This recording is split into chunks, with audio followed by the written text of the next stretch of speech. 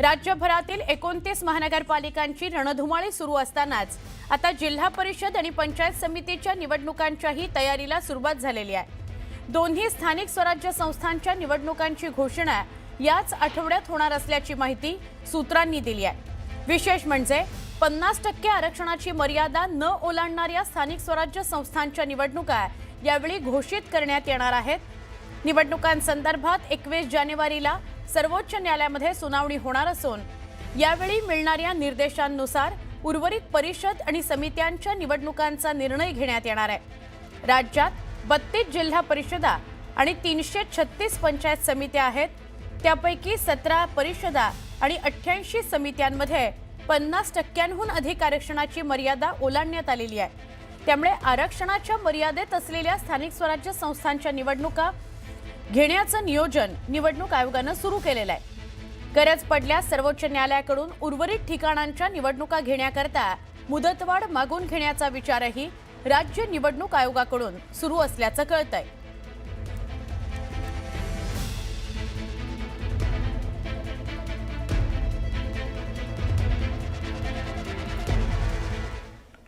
मनसेचे कट्टर ओळख असलेले संतोष धुरी आज भाजपमध्ये प्रवेश करतायत। वरिष्ठ सूत्रांकडून न्यूज 18 लोकमतला ही माहिती मिळते आहे। मनसेत नाराज असलेल्या संतोष धुरी यांनी अखेर भाजपमध्ये जाण्याचा निर्णय घेतलेला आहे। संतोष धुरी भाजपमध्ये प्रवेश करणार असल्याने भाजपने मनसेला मोठा धक्का दिलेला आहे। वॉर्ड क्रमांक 194 मधून निवडणूक लढवण्याकरता संतोष धुरी इच्छुक होते, पण ही जागा ठाकरेंच्या शिवसेनेकडे गेली। ठाकरेंच्या शिवसेनेने निशिकांत शिंदे यांना उमेदवारी दिली आहे।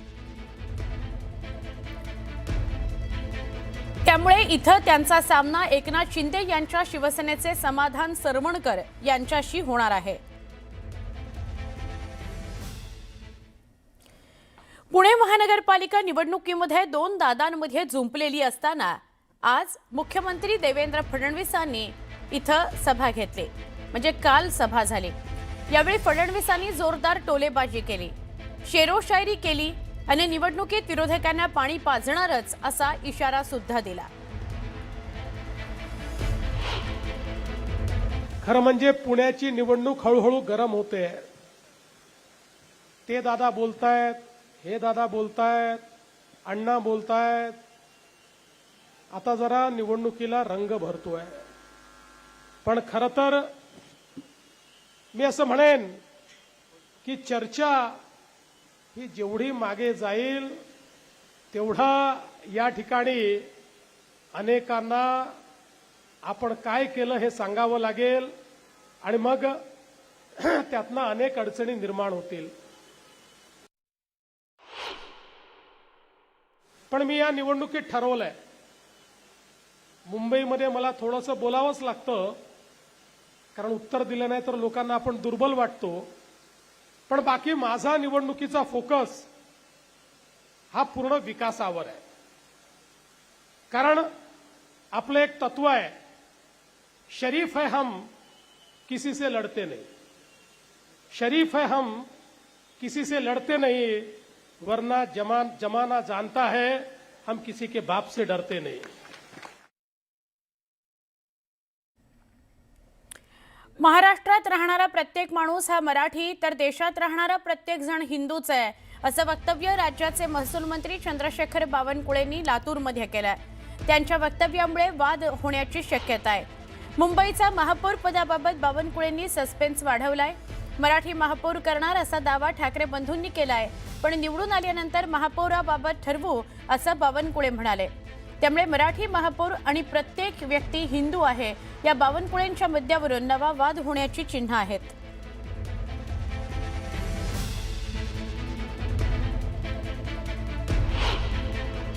शेवटी या महाराष्ट्रात राहणारा प्रत्येक माणूस मराठीच आहे, या देशात राहणारा प्रत्येक माणूस हिंदूच आहे। त्यामुळं हा आता याच्यावर उहापोहा करणे की कोण महापौर होणार, शेवटी निवडून ते उद्या, निवडून आल्यावर मग पार्लमेंटरी बोर्ड आहे, आमचा पक्ष ठरेल, पक्ष बसेल, आमचे त्या ठिकाणी सर्व पार्लमेंटरी बोर्डाचे लोक बसतील, त्यातनं मग महापौराची निवड होईल। आज हा प्रश्नच नाही ना महापौर कोण व्हावा, आज प्रश्न आहे की आम्ही भाजपची काय भूमिका आहे मराठी महापौर 51% 2/3 बहुमताने महायुती जिंकेल एवढंच आज समोर आहे. महापौराबद्दल कुठलीही चर्चा झाली नाहीये. कुठेही आज या विषयाची चर्चा नाहीये. कोण महापौर बनेल. आता बातमी 36 जिल्ह्यांची. निवडणुकीच्या तोंडावर हरामाचा पैसा कमवून लोकांना देण्याचं काहींचं काम चालू आहे. मात्र नवी मुंबईतील जनता सुज्ञ आहे, अशा प्रलोभनांना बळी पडणार नाही असं म्हणत वनमंत्री गणेश नाईकांनी विरोधकांना थेट टोला लगावला. जर मी रिझल्ट देऊ शकलो नाही तर माझ्या पदाचा उपयोग काय? निवृत्त होतो असं मी म्हटलेलं नाही. जर माझ्या पदाचा उपयोग जनमानसाला होत नसेल आणि होऊ देत नसतील तर पूर्णविराम असं म्हणत नारायण राणेंनी निवृत्तीच्या चर्चांना पूर्णविराम दिला. नांदेड महापालिका निवडणुकीच्या निमित्तानं शिवसेनेच्या आमदारांमधील बेबनाव चव्हाट्यावर आलाय. स्थानिक आमदारांना तिकीट नाकारलेल्या उमेदवाराच्या प्रचाराकरता चक्क शिवसेनेच्या 2 आमदारांनी उपस्थिती लावली. शिवसेनेचा अधिकृत उमेदवार असताना 2 आमदारांची बंडखोराला साथ होती अशी चर्चा सुरू झाली आहे.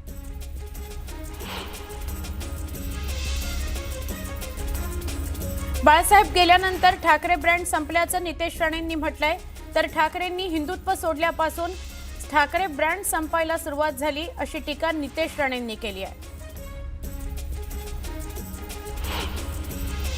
मुंबईत ठाकरेंच्या शिवसेनेकडून जोरदार प्रचार करण्यात येतोय.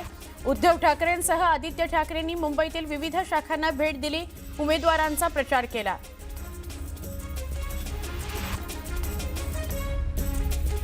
देवाभाऊंच्या माध्यमातून विकसित मराठवाडा, विकसित नांदेड करणार असल्याचं अशोक चव्हाणांनी म्हटलं. तर मी बोलणारा नाही, मी करून दाखवतो असंही चव्हाण म्हणाले.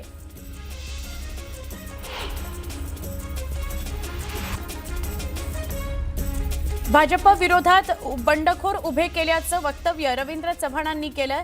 तर बंडखोरांनी भाजपला पाठिंबा देण्याची विनंती यावेळी चव्हाणांनी केली.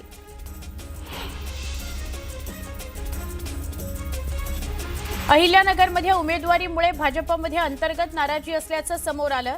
भाजपमधील कार्यकर्त्यांची नाराजी दूर करणार असल्याचं विखे पाटलांनी म्हटलंय.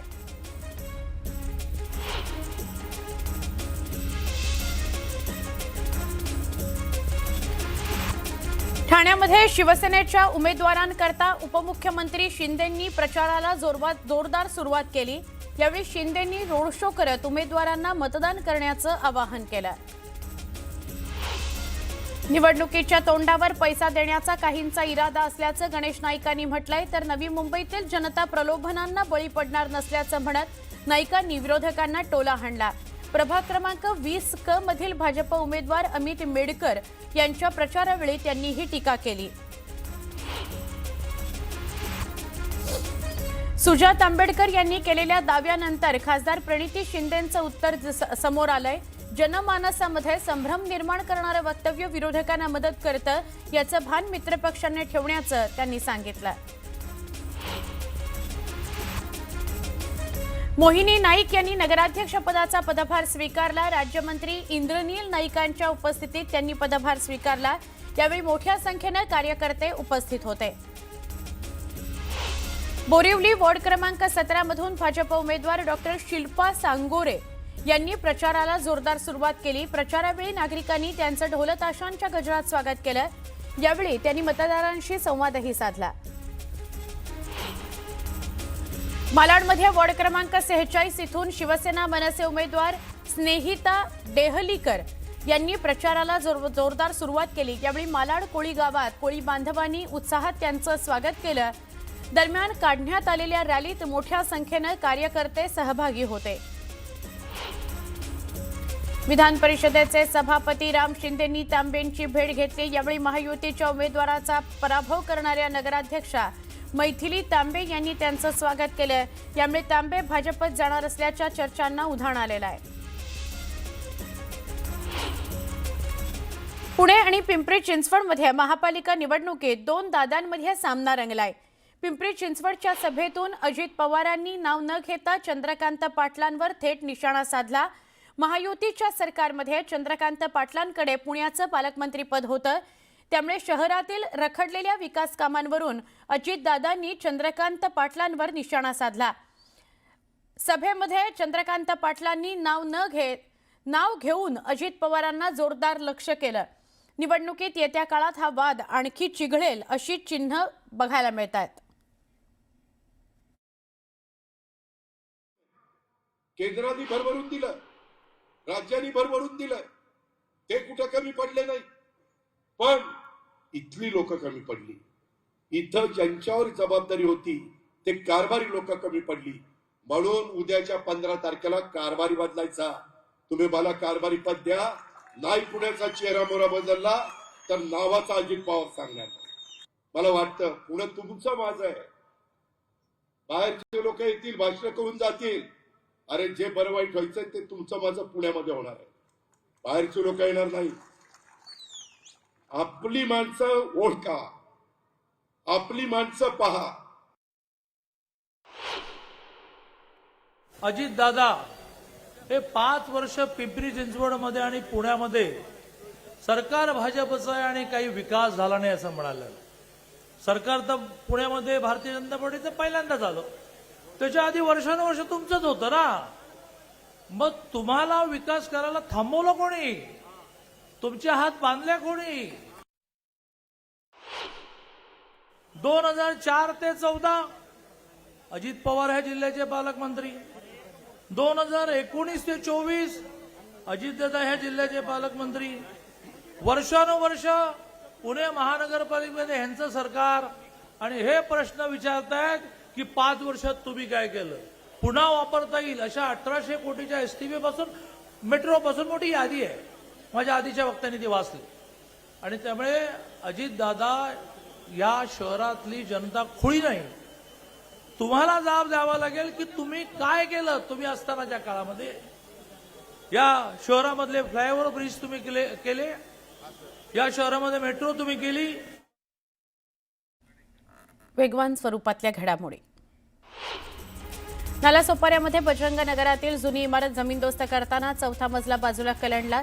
सुदैवाने यामध्ये कोणतीही जीवितहानी झाली नाही. सुरक्षेची कोणतीही काळजी न घेता इमारत पाडत असल्यामुळे सुरक्षेचा प्रश्न ऐरणीवर आला. चोपडा तालुक्यामध्ये यावर्षी टोमॅटोची आवक कमी असल्यानं टोमॅटोला चांगला भाव मिळतोय. त्यामुळे टोमॅटो उत्पादक शेतकरी समाधानी आहे. पालघरच्या वाडा तालुक्यातील पोशेरी इथल्या मेडिकल कॉलेजमध्ये विद्यार्थिनींचं रॅगिंग केल्याचा आरोप करण्यात आलाय. आयडियल इन्स्टिट्यूट ऑफ टेक्नॉलॉजी या कॉलेजमध्ये रात्रीच्या दरम्यान काही मुस्लिम विद्यार्थिनींनी हिंदू विद्यार्थिनीला नमाज पठण करायला लावलं. बजरंग दलानं असा आरोप केलाय. श्रीवर्धनच्या बाग मांडला समुद्र किनाऱ्यावर पहिल्यांदाच नरजातीचं ग्रीनसी टर्टल कासव आढळलेला आहे. पाण्याला ओहोटी लागल्यामुळे ते किनाऱ्यावर वाहून आलं असावं असा अंदाज व्यक्त होतोय. बीडच्या अंथरवन पिंपरी शाळेमध्ये विद्यार्थिनींनी सामूहिक बालविवाह मुक्तीची शपथ घेतली. यावेळी त्यांनी बालविवाह रोखण्यासंदर्भात सामाजिक संदेश दिला. मेहकर तालुक्यामध्ये चोरट्यांनी धुमाकूळ घातलाय. चोरट्यांवर पोलिसांचा वचक नसल्याने शेतकऱ्यांनी पोलीस स्टेशनमध्ये मोर्चा काढला. गेल्या अनेक दिवसांपासून शेतीच्या अवजारांची चोरी आणि शेती पिकांची नासधूस केली जाते. हिंगोलीच्या पान कनेरगाव या ठिकाणी राष्ट्रीय महामार्गावर गावकऱ्यांनी रास्ता रोको केला. या गावाला असलेल्या प्रशासनाकडून सौर ऊर्जा प्रकल्प होणार आहे, परंतु या प्रकल्पाला गायरान जमिनी देण्यास गावकऱ्यांनी विरोध केला. गावकऱ्यांच्या हक्काची गुरं चारण्यासाठीची गायरान जमीन या प्रकल्पाला देणार नसल्याचा पवित्रा गावकऱ्यांनी घेतलाय. बदलापूर जवळच्या चंदेरी गडावर ट्रेकिंगसाठी गेलेल्या 2 गिर्यारोहकाचा पाय घसरून ते दरीत कोसळले. 3 दिवसांमध्ये 2 गिर्यारोहक गडावरून खाली कोसळले. यात रोहित गुप्ता या गिर्यारोहकाचा मृत्यू झालाय. रोहित हा टिटवाळ्याचा राहणारा आहे. रोहित हा चंदेरी गडावर ट्रेकिंग करता गेलेला होता. भुसावळ अमृत योजना पाणी टाकीचं काम 3 महिन्यांपासून थांबवण्यात आलंय. त्यामुळे भाजपच्या नवनिर्वाचित नगरसेवकांमध्ये तीव्र नाराजी आहे. यावेळी त्यांनी मुख्याधिकाऱ्यांना घेराव घालत 2 दिवसांचा अल्टिमेटम दिला. राज्यातील जवळपास 2000 शाळा पटसंख्येअभावी बंद होण्याच्या मार्गावर आहेत. यामुळे 25,000 शिक्षक अतिरिक्त ठरलेले आहेत. यामधील 620 शाळा बंद निर्णय बंद करण्याचा निर्णय सरकारनं घेतला असल्यानं राज्यातील जवळपास 70 गावांमध्ये ना शाळा ना पाटी ना पेन्सिल अशी स्थिती निर्माण झाली आहे. मुंबईची हवा पुन्हा बिघडली आहे. शहराचा हवा गुणवत्ता निर्देशांक सातत्यानं 200च्या वर आहे. यामध्ये चेंबूर, जुहू, तारा, पवई या ठिकाणी सर्वाधिक प्रदूषण असल्याचं दिसतंय. या प्रदूषणामुळे मुंबईकरांच्या आरोग्यावर परिणाम होतोय. कांदिवली ते बोरिवली दरम्यान 6वी मार्गिका उभारण्याचं काम सुरू आहे. ही मार्गिका जलद मार्गिकेला जोडण्यासह अन्य यांत्रिक कामं मंगळवारी मध्यरात्रीनंतर करण्यात येणार आहेत. याकरता अप आणि डाऊन जलद मार्गावर ब्लॉक घेण्यात येणार आहे. ब्लॉक वेळेमध्ये मंगळवारी 93 लोकल फेऱ्या आणि बुधवारी 122 अशा एकूण 215 लोकल फेऱ्या रद्द राहणार आहेत.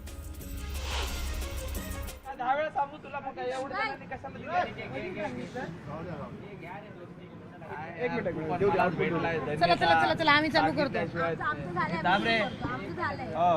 तर मी काय म्हणतो मॅड ओव्हर डोनट्सच्या बाहेर पार्टी करायची. 15 मिनिटानंतर तू माझ्या मागे पळशील. मला घंटा फरक नाही पडत आहे. आता तर मी सुरू केली.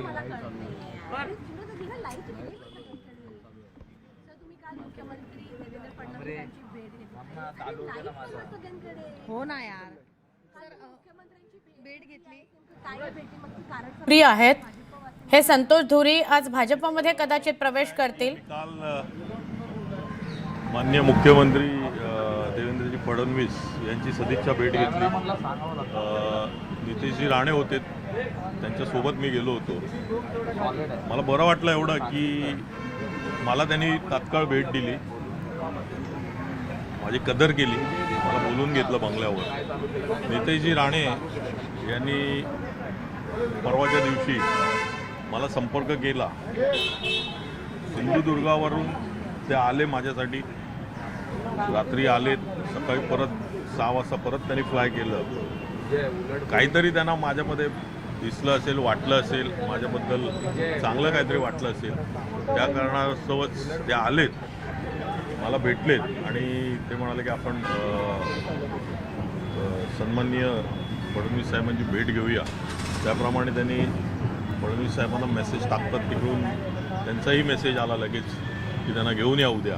त्याप्रमाणे मी काल जाऊन भेटलो त्यांना, त्यांची सदिच्छा भेट घेतली. अर्धा तास गप्पा झाल्या, बरं वाटलं भेटून, चांगल्या गप्पा झाल्या.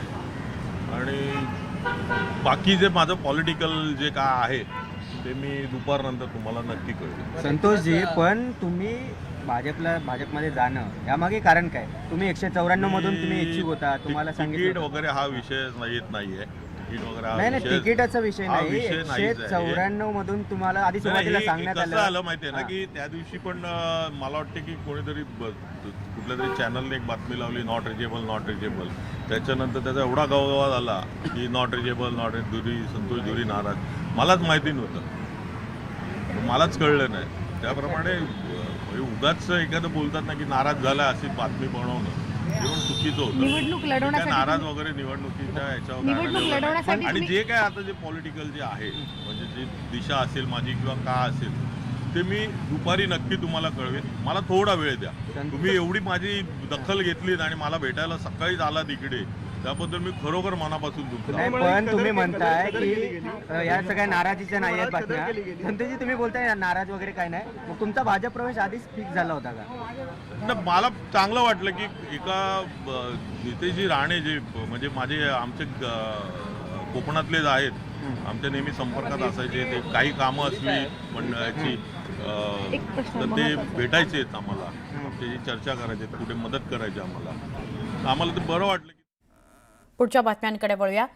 मुंबई महानगरपालिका निवडणुकीचा प्रचार शिगेला पोहोचलेला आहे. शिवसेना उद्धव बाळासाहेब ठाकरे पक्षाचे नेते आदित्य ठाकरे यांची न्यूज 18 लोकमतचे संपादक मंदार फणसे यांनी विशेष मुलाखत घेतली. या मुलाखतीमध्ये आदित्य ठाकरेंनी मुंबईच्या विकासाबाबतचं त्यांचं विजन मांडलं. याचवेळी बोलताना आदित्य ठाकरेंनी शिवसेना भाजपावर जोरदार निशाणा साधला. विरोधी पक्ष म्हणून तुम्ही काम करताय आणि मनसे तुमच्या सोबत आहे.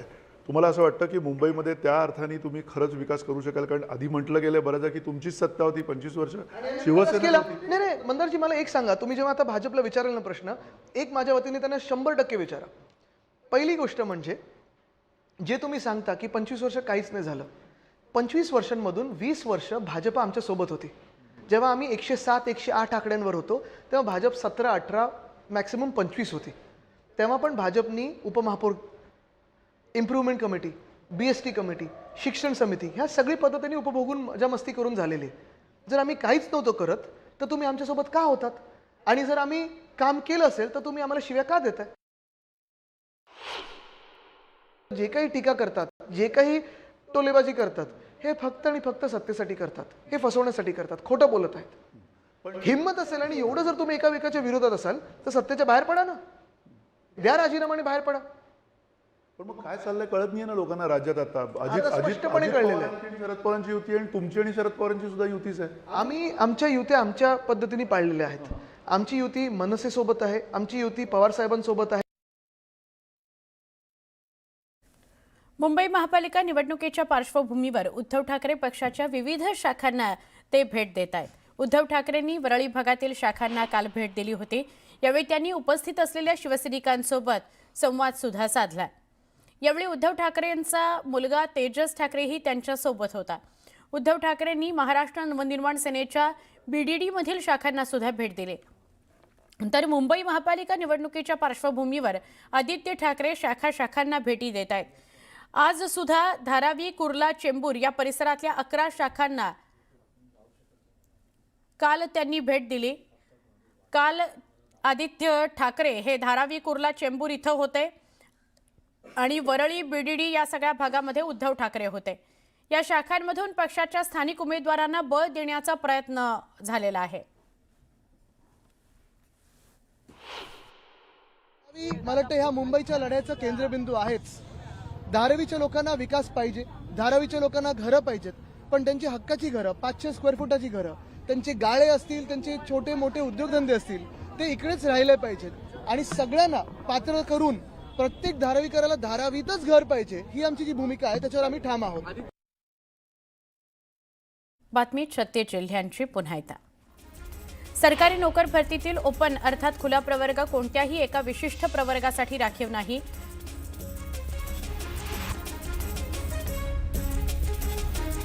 तांदळाच्या उत्पादनामध्ये भारतानं अव्वल स्थान पटकावलेलं आहे. सगळ्यात मोठा तांदूळ उत्पादक देश म्हणून भारताची वर्णी लागलेली आहे.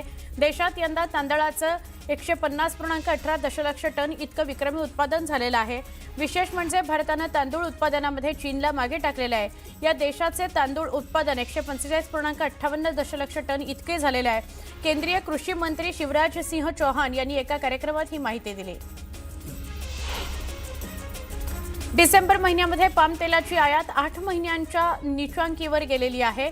सोयाबीन आणि सूर्यफुलाची आयात वाढल्यानं पाम तेलाची आयात घटली आहे. देशातील खाद्यतेलाची मागणी 19% वाढून 13,70,000 टनांवर गेलेली आहे. केंद्राने कापसावरील 11% आयात शुल्क 31 डिसेंबर 2025 पर्यंत रद्द केलं होतं. यामुळे देशांतर्गत कापसाला उठाव नव्हता. आता 1 जानेवारीपासून परत शुल्क लागू होताच पहिल्या 2 दिवसांमध्ये कापसाचे दर क्विंटल मागे 300 ते 400 रुपयांनी वाढले आहेत. त्यामुळे कापूस उत्पादकांना दिलासा मिळालाय. मुंबई अहमदाबाद हायवे हा वाहन चालकांकरता मृत्यूचा सापळा बनलाय. गेल्या 11 महिन्यांमध्ये या हायवेवर तब्बल 164 अपघात झालेत. या अपघातामध्ये अनेकांना जीव गमवावा लागलाय. मुंबई ते अहमदाबाद या 590 किलोमीटर लांबीच्या हायवेचं काँक्रिटीकरणाचं काम सुरू आहे आणि या कामात नियोजनाअभावी अपघातांचं प्रमाण वाढलेलं आहे. शैक्षणिक वर्ष 2026-27 साठी घेण्यात येणाऱ्या पदव्युत्तर अभ्यासक्रमांच्या CET प्रक्रियेचं बिगुल वाजलेलं आहे. CET सेलकडून MP.Ed आणि M.Ed या अभ्यासक्रमांच्या CET साठी प्रवेश नोंदणीला सोमवारपासून सुरुवात झालेली आहे. इच्छुक उमेदवारांना 5 जानेवारीपर्यंत ऑनलाईन अर्ज करता येणार आहेत.